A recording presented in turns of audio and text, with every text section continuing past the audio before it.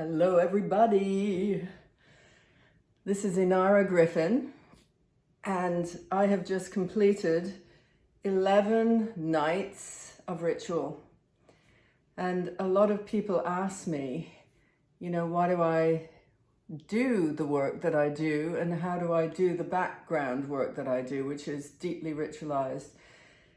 And so I thought I would give you a little explanation on what it feels like to be engaged in this path. And I've been doing it for many, many years, like 30 plus years.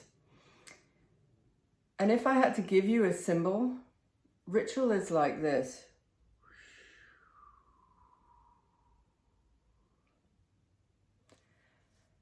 It's like this. And it's like this. It's all about you. It's all about you and your path. And nobody has a path like anybody else's path. We can see references to the things that we do in other people's work, but really, truly, when you're on a ritual path, what it comes down to is you. And the way that it works is interweaving symbols, deep desires. It's like a brewing pot of all these things put together. Deep desires. When you speak your desires into this brew that you're making, it is regardless of circumstance. There are no circumstances in the way. This is just desire, desire, desire. And then you bring in 4 elements. You bring in the element of air, which is to know thyself. That is the path of the priestess, to know thyself. Fire, to will. This is like when you're like, yeah, I'm going that way. I am going that way. Water, to dare. This is that risky element where you're like, ooh, it's got a little bit of a woo to it, but I'm going to do it anyway. And it's not the same as will, because will has got a force to it, but daring has got this energy of emotional, oh my God, okay, I'm going to do it. And then earth, to keep silent.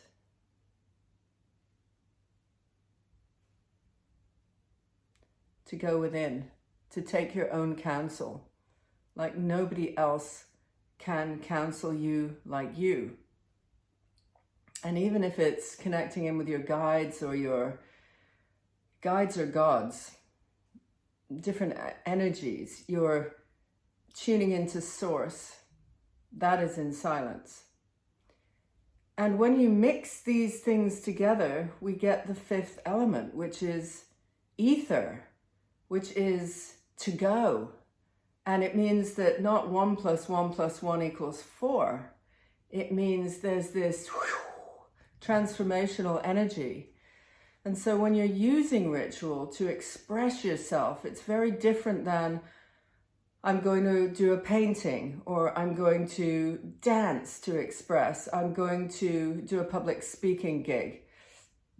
It really is so deeply personal, and it's using the elements, and it's using symbolic safety lines, and it's clearing energies, and it's drawing in energies. So anyway, 11 days later, how do I feel? You can tell. 11 days later. And some of the journey was tough.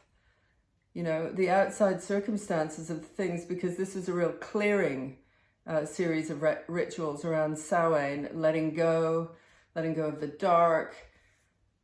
I really ended a big cycle for myself, and I was able to see the results of the cycle and then really re-emerge into this rebirth time, which is, I feel so alive and youthful and self-expressed and hopeful.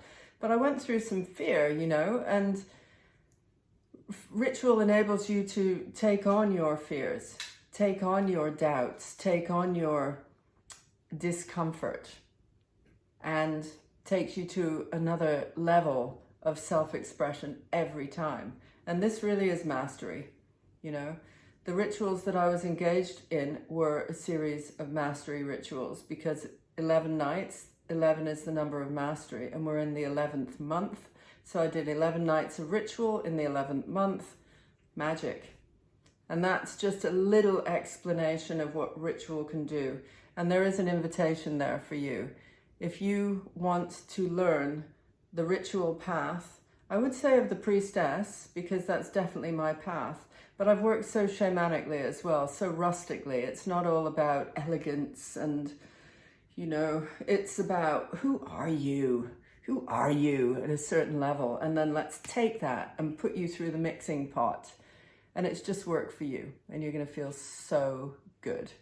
So have a look at the quickening. And I'm going to take people through a 6-month ritual journey. And you will have 2 dark moon months, 2 new moon months, and 2 full moon months, and not in that order. And if you're interested, the wait list is open, and those who come on first are going to get absolutely the best opportunities, shall we say.